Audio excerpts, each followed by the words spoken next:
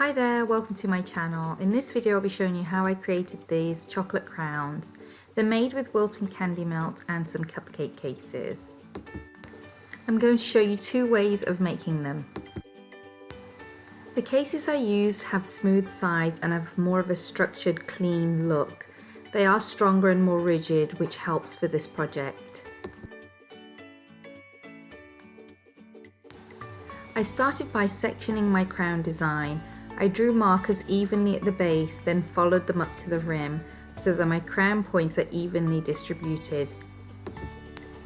You can easily freehand this part, but I wanted a more symmetrical and precise design.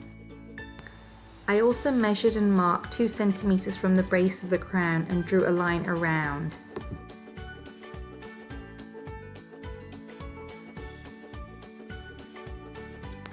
This picture gives you an idea of what I'm doing, but honestly, if you want to cut this part out and freehand, that's totally fine too.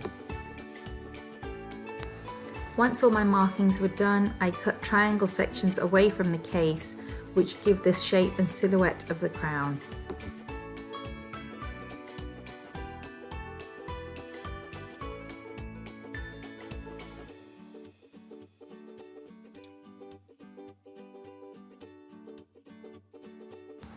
This is how the shape looks once it's been cut. Sometimes measuring and drawing out the design can really help give you a better finish. I then brushed gold edible dust inside the crown case.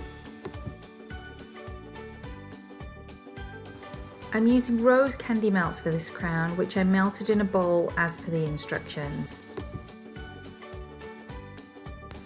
I'm using a firm paintbrush to carefully paint the inside of the case with the candy melt.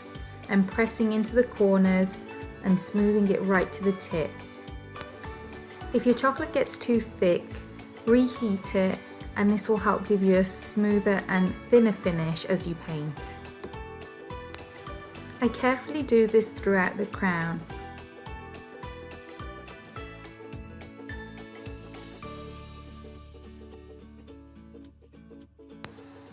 Once the first layer is done, by using a knife, I clean away the excess from the edges to the tip. This will help give us more smooth edge to the crown. I then put this in the fridge for about 15 minutes to set, and then I start the process over again. I create about 3 coats in total of candy melts so that it ensures that the crown is strong. You can do thicker coats, but it can get quite messy.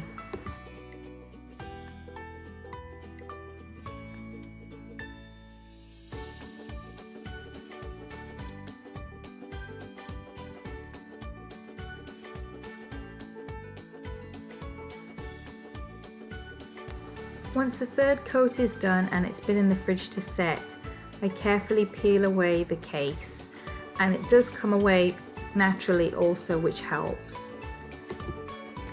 You're left with a smooth golden finish to the crown. The inside is a little uneven, which means the chocolate could have been painted on a bit smoother. I use a fine grater to smooth the edge of the base to give a flatter look. I wanted to show another way to make the crown which gives a neater interior, and that's by using candy melts in the piping bag. This is a little easier for me to do, and it gives an overall better appearance once finished. You need to ensure you're piping a good thickness of chocolate as you're doing this, as you're only going to be doing one layer for this method. After allowing it to set up in the fridge, I carefully peel away the tips to help release the crown from the case. If your cases are non-stick coated, they should release easily. I actually prefer this method, however it does take a steady hand for piping, and it is a little bit more fragile than the other method.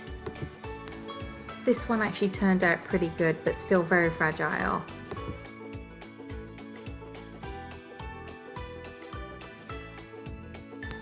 To embellish, I use dark chocolate candy melt in a piping bag to create designs onto the crown surface. Instead of holding the crown in your hand whilst decorating, I would recommend putting it onto a small plate and then adding your decorative touches. Unfortunately, these are very fragile and they can break so easily. Here I'm decorating the crown, which I made using the brush method. I'm carefully adding dots and teardrop shapes to create small fleur-de-lis. Sadly, this one broke in my hand as I was piping it, so be very careful. And this is the finished result. Both designs can be changed and dressed up with the use of sprinkles and embellishments. It's a great idea for a cake topper. There are mini and muffin size cases if you want to try different sizes too. Definitely a project worth trying. Well, I hope you liked this video, hope it was helpful. Please be sure to subscribe and I hope to see you again soon. Thank you so much for watching.